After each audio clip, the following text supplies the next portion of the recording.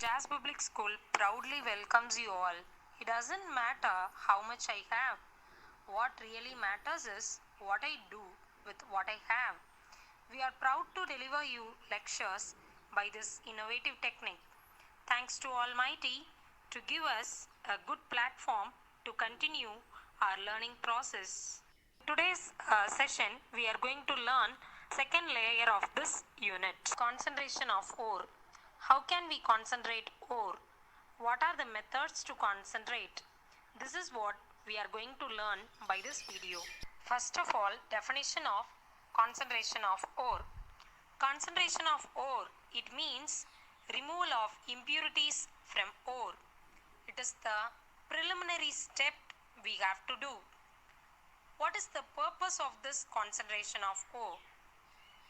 The purpose is to increase the concentration of the metal which we want to extract. That is what I have given as metal of interest, isn't it? So the metal what we are going to extract is called as metal of interest. So the purpose of this concentration is to increase the concentration of metal of interest as well as either metal or its compounds present in the ore. Types of concentration. So what are the different types of concentration?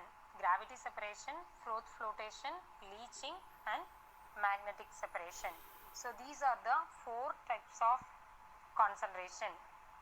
Among leaching there are four more types: cyanide leaching, ammonia leaching, alkali leaching and then acid leaching.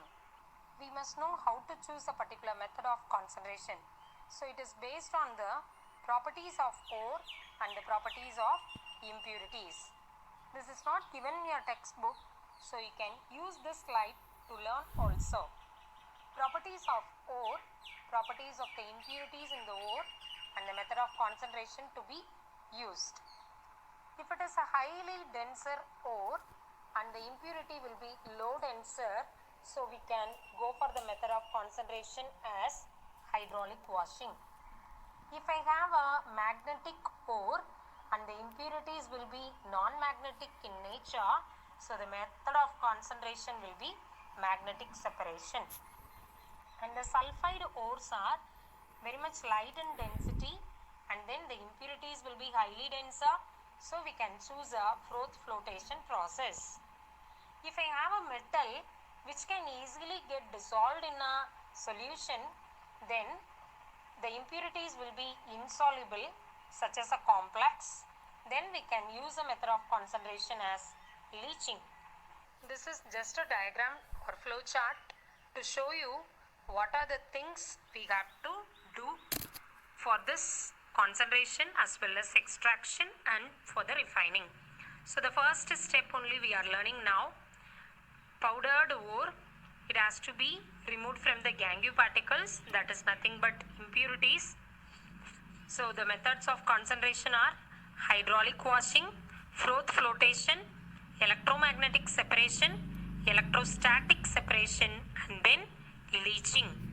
Gravity separation, it is otherwise called hydraulic washing.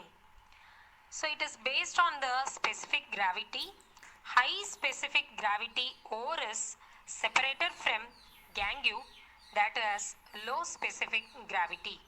So what are the steps involved in this? First of all, we will have to crush the ore. It is nothing but making the ore as a fine powder and then treat this ore with rapidly flowing current of water. So once the gangue particles are washed away by the running water, then we can get the ore which is removal of impurities. Fine ore particles are removed. So it is given as a diagram. Fine ore particles, it means that the powdered form of the ore which is passed over through the running current of water. As you can see that in the diagram, the brown or maroon color particles which is fine ore particles, and then it is passed over to the running current of water. Running current of water means the running water with the electricity it is given. So in the running current of water the impurities are removed So in this diagram you can clearly see that the powdered ore is running in an inclined plane. Inclined plane is nothing but a slanting plane. Okay, in an inclined plane it is running. So the heavier ore is settling down, and then it is settling in settling tanks. The lighter ores can be removed off. This is the exact diagram to show hydraulic washing. So these are the different diagrams to make you more clear what is hydraulic washing. So in this manner the impurities can be removed. Froth flotation. This method is commonly used to concentrate sulfide ores such as galena and zinc blende. In this method, the metallic ore particles which are preferentially wetted by oil can be separated from gangue particles. What are the steps involved in this froth flotation? First of all, crush the ore and then suspend them in water. Third one, mix the frothing agent. The frothing agent can be either pine oil or eucalyptus oil, and then add a collector. As you see in the diagram, a froth is generated by blowing air through this mixture. So in this diagram you can see that there is a rotating paddle, so which rotates the whole thing, and then the mineral froth which is useful for us, which is removed from the impurities, and then pulp ore and mixed with this oil. So first of all, the pulp of ore which is mixed with oil is placed in the apparatus, and then air is bubbled through this, so that the rotating paddle is also mixing. That's why the froth can come out of the pulp. The collector molecules attach to the ore particle and make them water repellent. It is clearly stated in the diagram. There is hydrophobic material and hydrophilic particles. Hydrophobic material is nothing but froth, and hydrophilic particles are also present. Okay. As a result, ore particles wetted by the oil rise to the surface along with the froth. The froth is skimmed off and dried to recover the concentrated ore. The gangue particles that are preferentially wetted by water settle at the bottom. Depressing agents. It is very important. For example, we have chosen a sulfide ore to be extracted, but at the same time we have another one metal sulfide as a impurity. So what can we do? We have to remove the unwanted metal sulfide. That is what done by this depressing agents. So sulfide ore of a metal of interest, that is what we have to extract, contains other metal sulfides as impurities. So depressing agents such as sodium cyanide, sodium carbonate are used to selectively prevent other metal sulfides from coming to the froth. So to the froth, the wanted material of sulfide will be come out, whereas the unwanted can settle at the bottom. For example, the impurities of zinc sulfide, zinc blende, is present in the galena. Galena is nothing but lead sulfide. Then sodium cyanide is added to depress the flotation property of zinc sulfide by forming a layer of zinc complex. It is sodium zincate on the surface of the zinc sulfide. Next method of separation is leaching. So this leaching is mainly based on the solubility of the ore in a suitable solvent and the reactions in aqueous solution. What are the steps involved in this leaching? First one, crush the ore and then allow it to dissolve in a suitable solvent.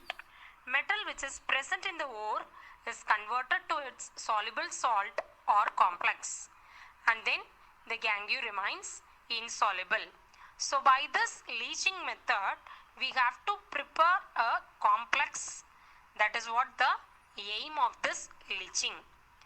There are types of leaching.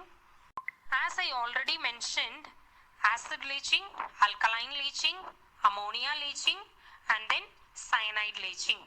So now we are going to see the difference between acid leaching and alkaline leaching. This is also not given in your textbook, so you can refer this slide for your learning process. Acid leaching, the leaching recovery is only 70 to 90 percentage, whereas alkaline, it is very less when you compare with the acid leaching. It is only 60 to 70 percentage. Leaching yields faster dissolution of O, whereas alkaline leaching is very much slow. And then higher concentration of total dissolved solids can be recycled in this acid leaching, whereas which is not possible in the case of alkaline leaching. High acid consumption in carbonate ores in the case of acid leaching, whereas in alkaline it is very much a less consumption of carbonate ores. And then we need some of the special equipments and materials for this acid leaching. So corrosion resistant materials and equipments are required, whereas for alkaline leaching it is not necessary. The common materials are used. So this flow chart explains you what are the steps of leaching. If I have chosen a zinc oxide ore, then the leaching liquid is added into it, and then the first step of leaching, and then it is filtering and washing so that I can go for a second step leaching and then filtering. Okay, so these are all very much easy. We have to add only the leaching liquid. For example, if our leaching liquid is sodium cyanide, the process is called as cyanide leaching. So the steps of cyanide leaching: the gold ores are taken and then it is converted into a ultra fine powders, and then along with this sodium cyanide, that is why it is called as alkaline cyanide, is added into the pulp, and then there must be a absorption of gold, and then finally it is sieved and incinerated to get the pure gold particles. So once the absorption of gold is done, it has to decompose some of the cyanide particles which is added to it. After this decomposition only we can get the pure gold particles. This is also one of the diagram to show this cyanide leaching. So first of all, the gold concentrated ore is taken and then alkaline cyanide solution is added to this. Along with this, some of the acidification to be done. Acidification means nothing but addition of any mineral acids like hydrochloric acid, and then hydrogen cyanide gas is passed over to this, so we can get a acidic pulp over here. Now this acidic pulp has to be filtered. So in this filtration we can have bioadsorption also. So the gold particles can be absorbed by a bioadsorbent, whereas the discharged particles will be from a sulfuric acid. So this is what the diagram shows us. So this is very important picture, you must know. Sodium cyanide pellets are taken and then water is added to that, so we can get a sodium cyanide solution. So this is the first part. And then in the second part, the crushed rock water slurry, it is added with the cyanide treated slurry so that we can get a sodium auric cyanide. So this is called as MacArthur cyanide process. It is very important also. Ammonia leaching. Crushed ore which contains nickel, copper and cobalt, it is treated with aqueous ammonia and then it forms soluble complexes. So the nickel can give nickel hexaamine complex, and then copper gives tetraamine copper 2 complex, and then cobalt also give its respective complex. So all these are soluble in nature, whereas it leaves some of the oxides and hydroxides of their insoluble particles. The last method of concentration of ore, it is magnetic separation. So this magnetic separation is based on the difference in the magnetic properties of the ore and impurities. For example, tin stone separated from wolframite magnetic impurities. And then chromite, pyrolusite, these are also separated by means of magnetic separation. So in this diagram, you can see that there is a conveyor belt and then there are two vessels or apparatus. One is with the yellow to orange color, which implies a non-magnetic particles, and another one is maroon in color, which implies a magnetic particle. So as the magnetic roller is pass over, it can separate the magnetic particles and the non-magnetic particles. This is also one of the diagram to show what is magnetic separation. As I told you, there is a belt, conveyor belt, and then two rollers.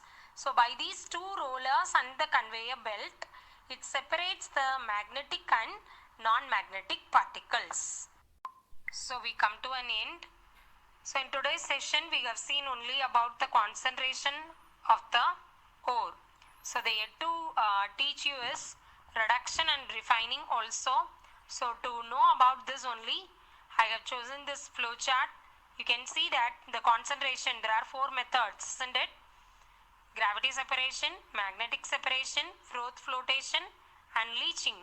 So these four only we have seen. The remaining things we will discuss later on. Just you can have a summary of what we learned today. Method of concentration of ores: gravity separation, froth flotation, leaching, magnetic separation. In this leaching, there are four major types: cyanide leaching, ammonia leaching, acid leaching, and then alkaline leaching. Let me wind up this session by saying some words. Teaching learning process never ends in life. Don't think that it's all holidays for you. Use your time effectively. Let me recall you once again. It doesn't matter how much I have. What really matters is what I do with what I have. Hope you can understand. So download these kind of videos and make yourself busy by learning.